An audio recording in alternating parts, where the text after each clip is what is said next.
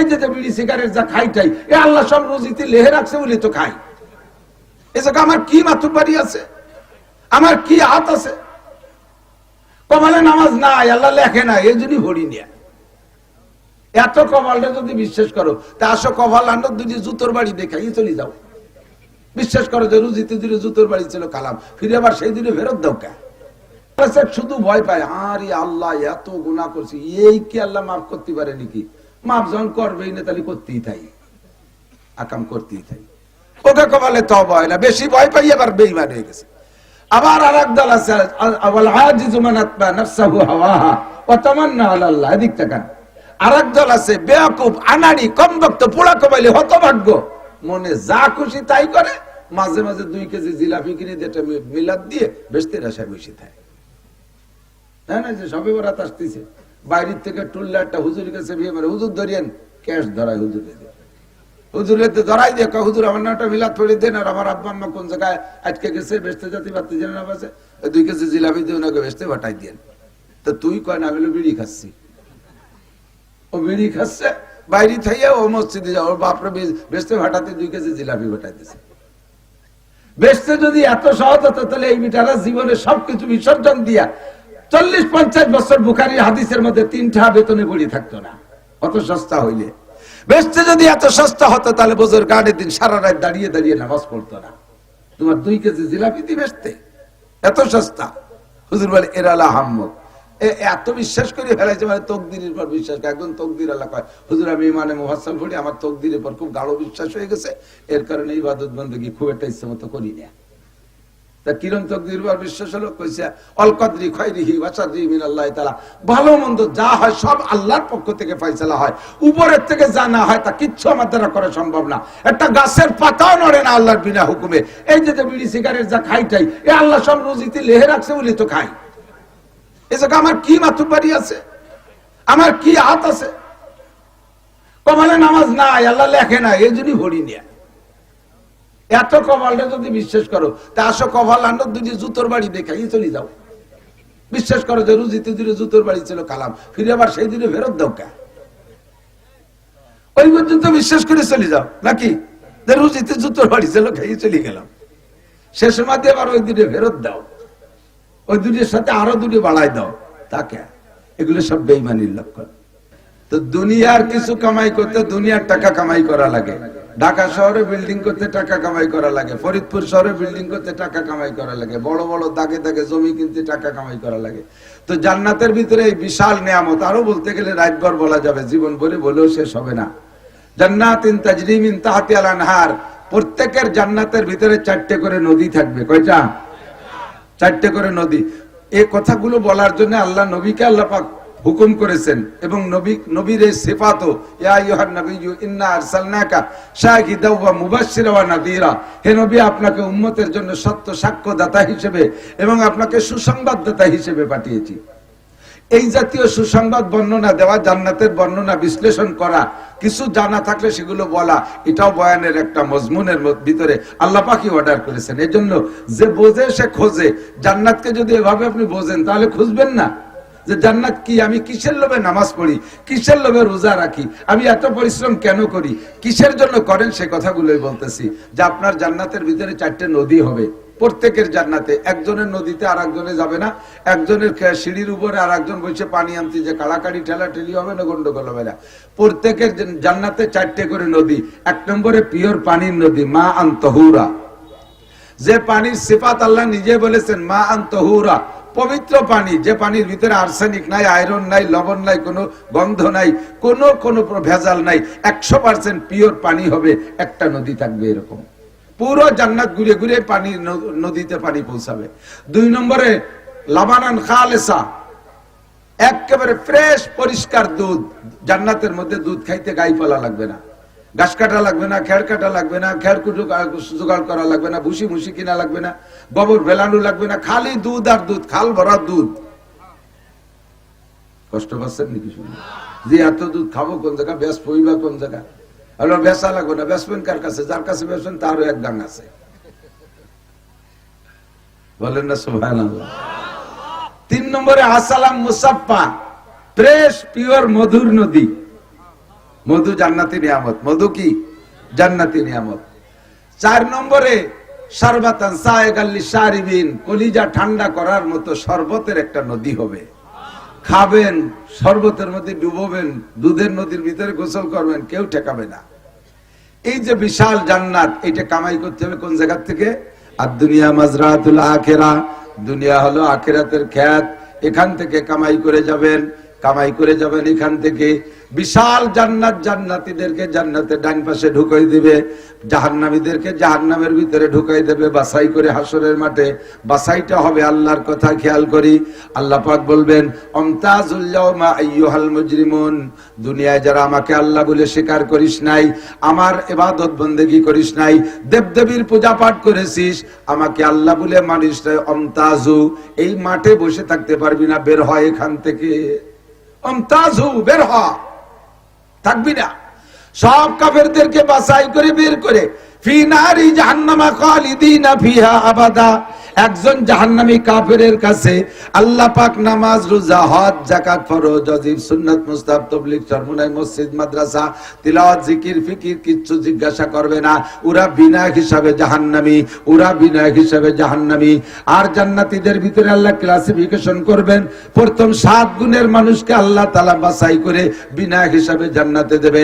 1 নম্বরে ন্যায়পরায়ণ বাদশা, 2 নম্বরে ওই যুবক যার যুবক যুবতী যার যৌবনকালটা ইবাদতের মধ্যে অতিবাহিত করেছে, মনে যা চাইছে তাই করে নাই, নামাজের মধ্যে কাটাইছে, যৌবনকালকে তাহাজ্জুদের মধ্যে কাটাইলো, যৌবনকালকে গুনাহ থেকে ফিরানোর মধ্যে কাটাইলো, গান বাজনা, কনসার্ট মনসার্ট আবাদাবার মধ্যে যায় নাই, 14ই ফেব্রুয়ারির আনন্দ উৎসব থেকে নিজেকে বিরত রেখেছে, পয়লা বৈশাখের পান্তা ইলিশের থেকে নিজেকে ফিরিয়ে রাখছে, 31st নাইটের নোংরামি থেকে নিজেকে বাঁচায় রাখছে, জারি যাত্রা, কড়সা, গাজীর গান, গুণযাত্রা থেকে নিজেকে ফিরিয়ে রাখছে, টেলিভিশন আর ফেসবুক, মদ, গাঁজা, বা ফেনসিডিল, হিরোইন, সব আকাম কুকাম থেকে যুবক নিজেকে ফিরাই রাখছে, যুবতী মহিলা পরপুরুষের সাথে প্রেম আলোচনার থেকে নিজেকে বিরত রেখেছে। এই যুবক আর যুবতী 2 নম্বর মেহমান আরশে আজিমের নিচায়। বিনা হিসাবে এদের কাছে নামাজ, রোজা, হজ, যাকাত কিচ্ছু জিজ্ঞাসা হবে না। 1 নম্বর প্রথম কাতারে আরশে আজিমের নিচে আগে তারা বসবে, এরপরে সেখান থেকে জান্নাতে যাবে।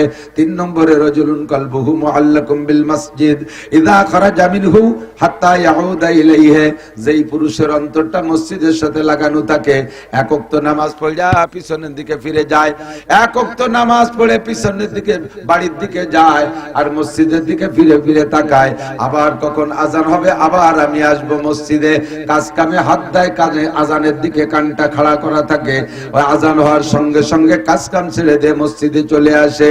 এই যুবক, এই পুরুষ যারা আছে, তো পুরুষের কথা যেহেতু রজুলুন শব্দ আছে, মহিলারা কি এই জায়গা থেকে বঞ্চিত না? মহিলারাও বঞ্চিত না। মহিলারা মসজিদে যাবে না, তবে তারা জায়নামাজে নামাজ পড়বে ঘরে, জায়নামাজটা তুলে রাখার সময় আবার অন্তরটা রাখবে মসজিদের দিকে, মুয়াজ্জিন কখন আজান দেয় আবার আমি জায়নামাজে চলে আসব। এই নারী আর পুরুষ বিনা হিসাবে জান্নাতি। একটু বলি না সুবহানাল্লাহ।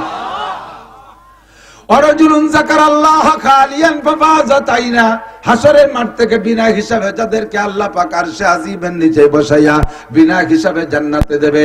4 নম্বর হলো রাজুলুন যাকারাল্লাহ খালিয়ান ফাফাযাত আইনা, যে সময় রাতের বেলা সব মানুষ নিঝুম ঘুমিয়ে আছে, এক শ্রেণীর মানুষ তাতাজাফা জুনুবুহুম আনিল মাদাজি ইয়াদউনা রাব্বাহুম খাওফান ওয়া তামা, আরামের বিছানা, গায়ের থেকে কম্বলটা সরানো বহুত বড় কঠিন ব্যাপার। শীতের রাত্রে কতক্ষণ গায়ের থেকে গরম লেপটা সরাইয়া ঠান্ডা পানির মধ্যে ডুব দিতে হবে। প্রয়োজনে যদি গোসল ফরজ হয় ঠান্ডা পানিতে গোসল করতে হবে। আরামের লেপ কম্বলে ফেলে রেখে ঠান্ডা পানিতে গোসল করা বহুত বড় মুজাহাদা। ময়দানে যে কাফেরের সাথে যুদ্ধ করা যত কঠিন, তার চেয়ে খুব একটা কঠিন না, তার চেয়ে খুব একটা কঠিন না। এই সময় আপনি যদি বিছানার থেকে উঠতে পারেন, আল্লাহ পাক রব্বুল আলামিন আপনাকে আল্লাহু আকবার আরশে আজিমের নিচে তার ভিআইপি মেহমানদের 4 নম্বর কাতারে বসায় দেবে।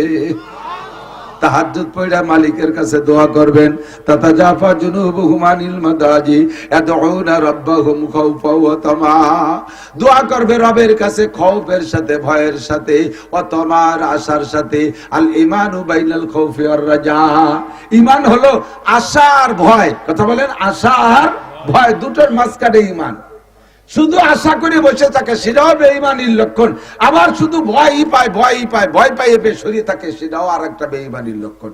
আশাও থাকবে ভয়ও থাকবে। খলিফাতুল মুসলিমিন হযরত ওমর ইবনে খাত্তাব তখন খলিফা হয়নি, হুজুরের কাছে একদিন আইসা কাঁদতে কাঁদতে, লম্বা একটা মানুষ আইসা বোকার মতো কাঁদতেছে। হুজুর কয়, ওমর কান্দেন কে? কয় ওমর ভয় হচ্ছে। আমার ভয় হচ্ছে। কিসের ভয় করতেছে? আমার ভয় লাগতেছে যে কিয়ামতের মাঠে যদি এই কোটি কোটি মানুষের মধ্যে আল্লাহ তাআলা একটা এলান দেয়, একটা ঘোষণা দেয়, সবাই বেহেশতে যাবা, সবাই বেহেশতে যাবা, শুধু একটা মানুষ বেহেশতে যাবে না। হুজুর সেই মানুষটা মনে হয় আমি ওমর। একটা মানুষ শুধু দোজখে যাবে আর সব বেহেশতে যাবে, এমন ঘোষণা যদি আসে তাহলে সেই লোকটা মনে আমি ওমর। হুজুরকে আপনি এবারে চিনতে পারলেন কিভাবে? কয় যে হুজুর, এই সাহাবা যারা আপনার সাথে আছে কেউ আপনার গলা কাটিয়ে 100 উট পুরস্কার লোভে কোনোদিন আপনার দিকে আসে নাই, বিভিন্ন ভাবে নির্যাতন করছে। আমি আপনার কল্যাণিয়া 100 উটের লোভে কল্যাণিয়ার জন্য নেমে আসছিলাম। আল্লাহ যদি সেই দিনের ভিডিওটা ধরে রাখে তাহলেই সর্বনাশ। হুজুর বললেন, ওমর লা তাহজান ওয়া লা তাখাফ, ভয় পেন না, টেনশন করেন না। কলেমা পড়ছেন না? বলে জি। বলে আল কলেমা হলো এমনই একটা কষ্টি পাথর, ওর সাথে ছোঁয়া লাগলে বিগত জীবনে সব জং পরিষ্কার হয়ে সাফ হয়ে যায়, কিচ্ছু নাই, সব সাফ, আগেরই সব মাপ। খুশিতে চলে গেছে। কয়েকদিন পর আবার ওই লম্বা মানুষটা ফেলায় হাসতে হাসতে আইছে। কয় যে হুজুর বলতে, ওমর আজকে কি পয়সা করে কিছু পাইছেন নাকি? কোনো ভালো খবর? এত খুশি? কয় যে হুজুর আমারটা মনে খুশি ঠেকতেছে। কি খুশি? আল্লাহ যদি কিয়ামতের মাঠে ঘোষণা দিয়ে যায় সব মানুষ দোজখে যাবে, একটাও ভেস্তে যাবে, সব দোজখে, শুধু একজন মানুষ ভেস্তে যাবে, নবীরা বাদে আর কি, নবীরা বাদে সব দোজখে যাবে, একজন ভেস্তে যাবে, সেই লোকটা আমি ওমর। হুজুর বললেন, তোমার ঈমান আছে, আল ঈমানু বাইনাল খাউফি ওয়ার রাজা, ভয় আর আশা দুইটার মাঝে ঈমান। একসময় ভয়তে ভেঙে পড়ে, আবার একসময় ইবাদত বন্দেগী বা আল্লাহর রহমতের দিকে তাকাইয়া খুশিতে বুকটা ভরে ওঠে। এর নাম হলো ঈমান। এর নাম কি?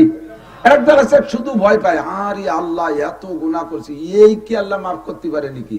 মাফ যখন করবেই না তাহলে করতেই থাই, আকাম করতেই থাই, ওকে কপালে তওবা হয় না, বেশি ভয় পাই আবার বেঈমান হয়ে গেছে। আবার আরেক দল আছে, আওয়াল আজিজু মান আতবা নাফসাহু হাওয়াহা ওয়া তামান্না আলা আল্লাহ। এদিক তাকান। আরেক দল আছে বেয়াকুব, আনাড়ি, কমবক্ত, পোড়া কপালি, হতভাগ্য, মনে যা খুশি তাই করে, মাঝে মাঝে 2 কেজি জিলাপি কিনে দিয়ে মিলাদ দিয়ে বেস্তের আশায় বসে থাকে। তাই না? যে সবে বরাত আসতেছে, বাইরের থেকে টুল্লা একটা হুজুরের কাছে বিয়ে মানে, হুজুর ধরিয়েন, ক্যাশ ধরায় হুজুরে, হুজুরে ধরাই দিয়ে হুজুর আমার নামটা মিলাদ পড়ে দেন, আর আমার আব্বা আম্মা কোন জায়গায় আজকে গেছে বেস্তে জাতি বাতি জেনে না বাসে, 2 কেজি জিলাপি দিয়ে ওনাকে বেস্তে পাঠাই দেন। তো তুই কয় না, আমি বিড়ি খাচ্ছি। ও বিড়ি খাচ্ছে বাইরে থেকে, ও মসজিদে যাও, ওর বাপরে বেস্তে ভাটাতে 2 কেজি জিলাপি ভাটাই দিছে। বেস্তে যদি এত সহজ হতো তাহলে এই বিটারা জীবনে সবকিছু বিসর্জন দিয়া 40-50 বছর বুখারী হাদিসের মধ্যে 3টা বেতনে বুড়ি থাকতো না, অত সস্তা হইলে। বেস্তে যদি এত সস্তা হতো তাহলে বজর গাড়ির দিন সারা রাত দাঁড়িয়ে দাঁড়িয়ে নামাজ পড়তো না। তোমার 2 কেজি জিলাপি দিয়ে বেস্তে এত সস্তা। হুজুর বলে এরালা হাম্মক, এত বিশ্বাস করে ফেলাইছে, মানে তকদিরের পর বিশ্বাস। একজন তকদির আল্লাহ কয়, হুজুর আমি ইমানে মুফাসসাল পড়ি, আমার তকদিরের পর খুব গাঢ় বিশ্বাস হয়ে গেছে, এর কারণে ইবাদত বন্দেগী খুব একটা ইচ্ছে মতো করি না। তা কিরম তকদিরের পর বিশ্বাস হলো? কইছে অল কদরি খায়রিহি ওয়া শাররিহি মিনাল্লাহি তাআলা, ভালো মন্দ যা হয় সব আল্লাহর পক্ষ থেকে ফয়সালা হয়, উপরের থেকে যা না হয় তা কিচ্ছু আমার দ্বারা করা সম্ভব না। একটা গাছের পাতাও নড়ে না আল্লাহর বিনা হুকুমে। এই যে বিড়ি সিগারেট যা খাইটাই, এ আল্লাহ সব রুজিতে লেহে রাখছে বলে তো খাই। আমার কি মাতুব্বারি আছে, আমার কি হাত আছে? কপালে নামাজ নাই, আল্লাহ লেখে না, এই জন্যই ভরি নিয়ে। এত কপালটা যদি বিশ্বাস করো, তা আসো কপাল আনো, 2 জুতোর বাড়ি দেখাই চলে যাও। বিশ্বাস করো যে রুজিতে 2 জুতোর বাড়ি ছিল, কালাম ফিরে আবার সেই দিনে ফেরত দাও কে? ওই পর্যন্ত বিশ্বাস করে চলে যাও নাকি? যে রুজিতে জুতোর বাড়ি ছিল, খাইয়ে চলে গেলাম, শেষ সময় দিয়ে আবার ওই দিনে ফেরত দাও, ওই 2 সাথে আরো 2 বাড়াই দাও, তাকে। এগুলো সব বেঈমানির লক্ষণ।